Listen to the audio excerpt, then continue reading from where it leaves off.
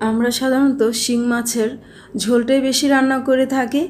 আজ তোমাদের সাথে শেয়ার করব মটরশুঁটি দিয়ে শিং মাছের ভুনা। খেতে দারুণ লাগবে, চলো দেখে নাও।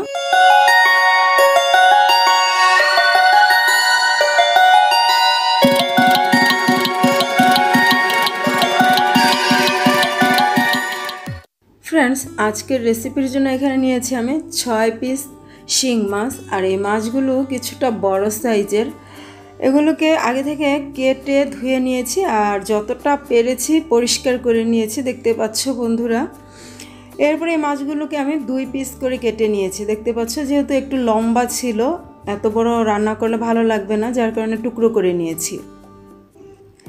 এবার এখানে নিয়েছি 1 কাপ পরিমাণ মটরশুঁটি, আর এগুলো কিন্তু ফ্রোজেন করা ছিল। এবার রান্না করে নেব, যার কারণে চুলায় একটি প্যান বসিয়ে পরিমাণ মতো তেল দিয়ে দিলাম। এবার এর মধ্যে অ্যাড করে দেব 1.5 কাপ পরিমাণ পেঁয়াজ কুচি। যেহেতু ভুনা করব, পেঁয়াজ কুচিটা অবশ্যই বেশি লাগবে। তো আমার পরিমাণ মতো আমি এখানে 1.5 কাপ পরিমাণ নিয়ে নিলাম।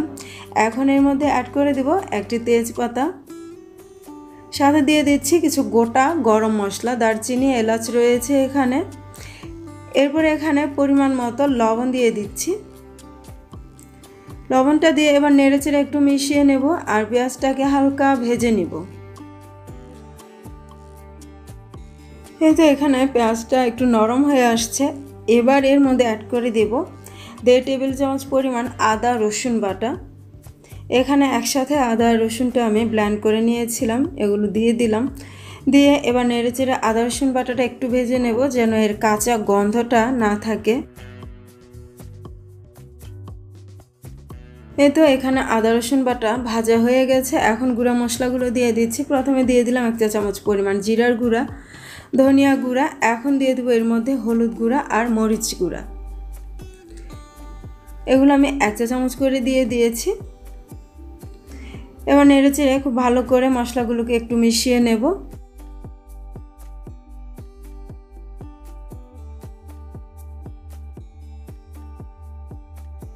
এই তো মশলাগুলো একটু ভেজে নিয়েছে। এখন এর মধ্যে সামান্য পরিমাণে পানি অ্যাড করে দিলাম।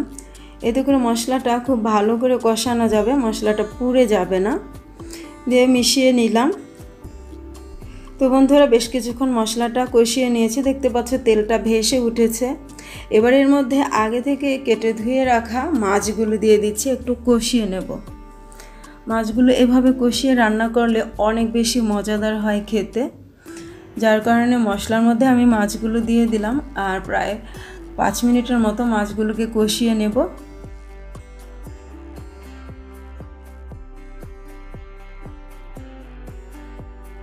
এই তো এখানে মাছগুলো ভালো করে কষানো হয়ে গেছে। এবার মাছগুলো আমি এক এক করে উঠিয়ে একটি বাটিতে রেখে দেব, কেননা এখানে মটরশুঁটি দিয়ে যখন কষাবো মাছগুলো থাকলে মাছগুলো কিন্তু ভেঙে যেতে পারে, যার কারণে মাছগুলো আগে থেকে উঠিয়ে নিলাম। এবার মটরশুঁটি দিয়ে মশলাটা খুব ভালো করে কষিয়ে নেব।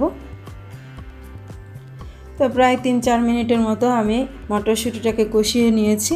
এবার এর মধ্যে ঝোলের জন্য 2 কাপ পরিমাণ পানি দিয়ে দেব। এই তো 2 কাপ পানি দিয়ে দিয়েছি। এবার এটাকে একটু ফুটিয়ে নেব।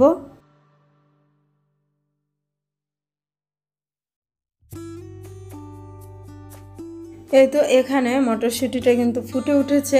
এখন এর মধ্যে মাছগুলো দিয়ে দিচ্ছি। মাছগুলো উপর থেকে এক এক করে দিয়ে দিচ্ছি।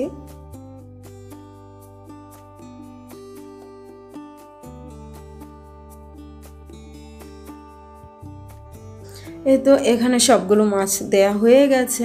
এবার কিছুক্ষণ এটাকে ফুটিয়ে নেব। তো এখানে প্রায় 5 মিনিটের মতো ফুটিয়ে নিয়েছি। এরপর এর মধ্যে অ্যাড করে দিলাম 1 চা চামচ পরিমাণ ভাজা মশলার গুঁড়া। এরপর এখানে অ্যাড করে দেবো আধা চা চামচ পরিমাণ গরম মশলার গুঁড়া। এতে করে অনেক সুন্দর ফ্লেভার আসবে আর খেতেও কিন্তু অনেক বেশি ভালো লাগবে। তো এখানে সব মশলা দেওয়া হয়ে গেছে। এবার ঢাকনা দিয়ে এটাকে রান্না করে নেব কিছুক্ষণ। তো দেখতে পাচ্ছ তরকারির ঝোলটা অনেকটাই শুকিয়ে গেছে। এর পর্যায়ে এর মধ্যে অ্যাড করে দিচ্ছি 2-3টির মতো গোটা কাঁচামরিচ। এতে করে দেখতেও সুন্দর লাগবে আর ফ্লেভারটাও ভালো আসবে। এরপর ঝোলটা আরও একটু মাখা মাখা করে চুলাটা অফ করে দিলাম। আর দেখো নামিয়ে নিয়েছি। কতটা লোভনীয় হয়েছে মটরশুঁটি দিয়ে শিং মাছ ভুনা। খেতে কিন্তু অসাধারণ লেগেছিল। যারা খাওনি অবশ্যই ট্রাই করো। আজ এ পর্যন্তই। ভালো থেকো, সুস্থ থেকো। আল্লাহ হাফেজ।